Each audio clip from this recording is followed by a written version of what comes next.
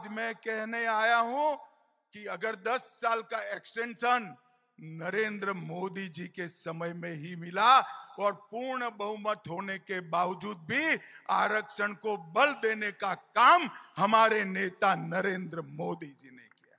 भाइयों बहनों, इन्होंने संविधान का विषय कहा, हमने जवाब नहीं दिया। हम सब भ्रांति से बाहर आए। अब चुनाव महाराष्ट्र में आया है, नए नए प्रकार की इल्यूजन पवार साहब खड़ा कर रहे हैं।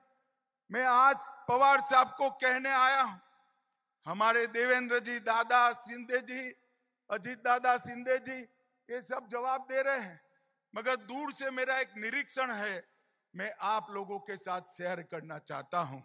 जब जब महाराष्ट्र में भाजपा सरकार आती है, मराठा को रिजर्वेशन प्राप्त होता है। मेरी बात ध्यान से सुनना, बाद में ताली लगाना।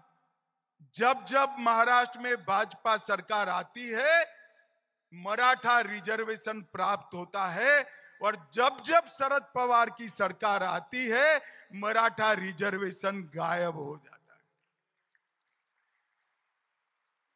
मैं सोच समझ कर ये वाक्य बोल रहा हूं।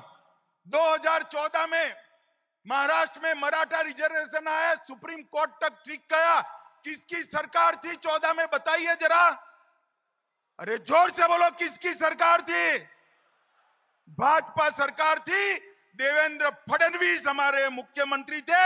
हमने मराठा रिजर्वेशन देने का काम। 20 में शरद पवार की सरकार आई, मराठा रिजर्वेशन गायब हो गया। हम आए फिर से, हमने अभी भी मराठा रिजर्वेशन देने का काम किया है। शरद पवार की सरकार आएगी तो मराठा रिजर्वेशन फिर से गायब हो जाएगा।